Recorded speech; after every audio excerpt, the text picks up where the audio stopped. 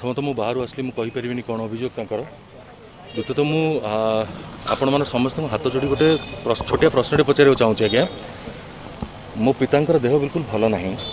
dialysis चलती आपण मैंने देखुं सब बेले ये रोच बापा गला भी देखुं ट्रिटमेंट कि आसला बेलू देखिले मोर सब गणमाध्यम गोटे प्रश्न छोटिया प्रश्न आज्ञा मैटर इज सबजुडिस्ड न्यायालय द्वारस्थ आम दीज जाक जेको आमर पर्सनल मैटर सेटा न्यायालय ऊपर भरोसा रखु सी तो उचित न्याय देवे जी दोषी से दंड पाइब जी न्याय थी से जितब किंतु कालिका तारीख रे कालिका समय रे जतबेले प्रमाण हो कि मो परिवार बा मु आमे माने सत कहूथलु बोली